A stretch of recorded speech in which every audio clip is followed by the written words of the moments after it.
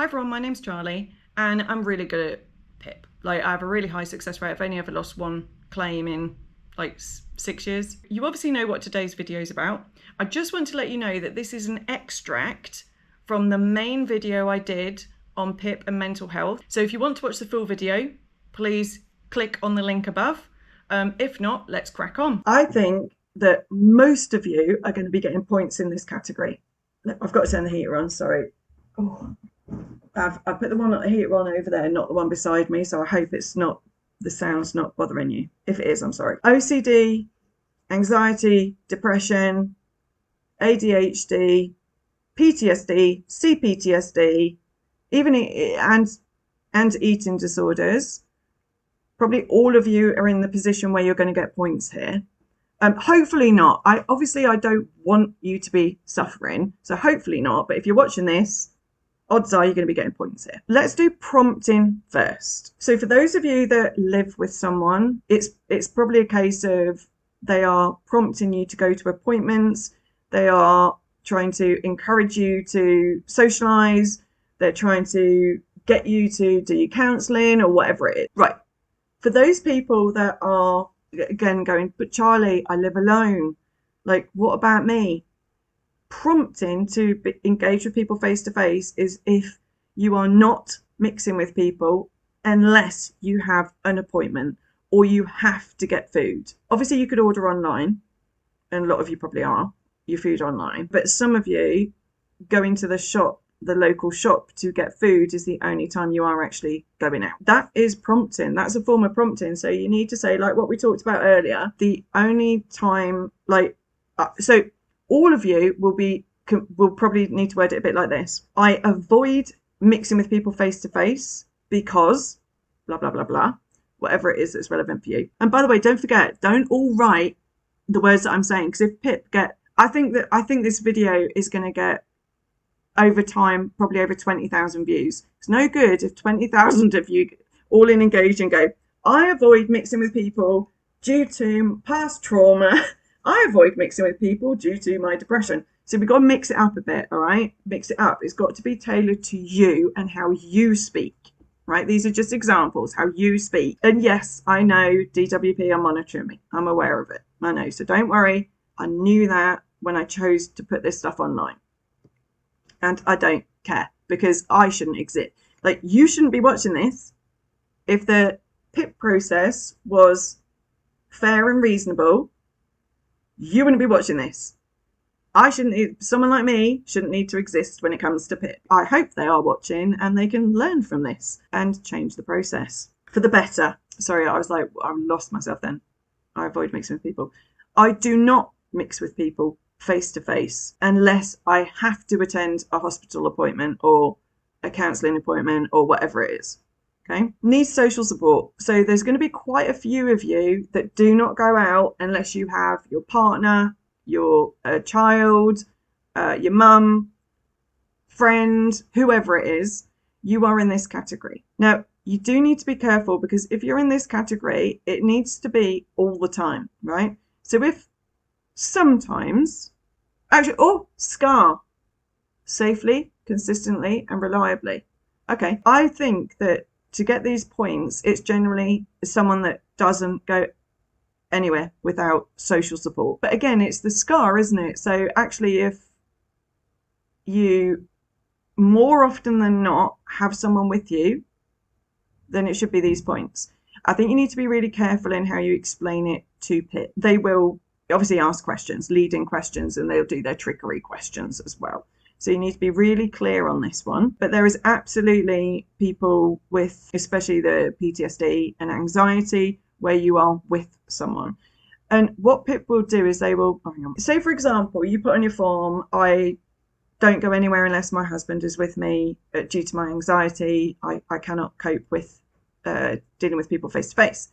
What PIP will do is when they question you, they will go, well, what, for example, would you do if your husband wasn't very well and wasn't able to come to an urgent hospital appointment? How would you handle this? How would you get there? What would you do? You've got to be realistic about your daily living, your daily life. So if you would cancel the appointment, be honest and say you'd cancel it. They will try and they are very good at making it sound so reasonable that you could probably go on your own, couldn't you? Could you get a taxi? Just on this occasion, just if it happened, just if your husband wasn't very well, but you had to go, could you get a taxi? And people find themselves agreeing when there is no way on this planet they would do that. Absolutely not. Due to whatever it is, PTSD or whatever their situation is.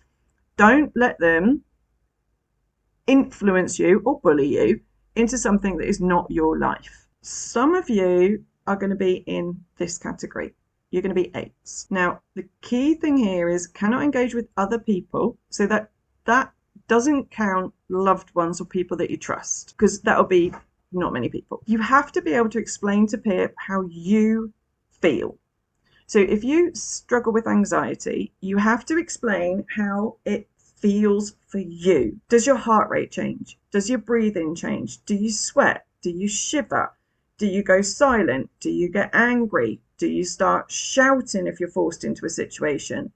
Do you just leave? What happens for you? So you have to explain what it is that is distressing. So for example, it could be, I cannot risk being around crying children due to past trauma. If I hear crying children, it's a trigger for me. My fear will increase. My heart will race.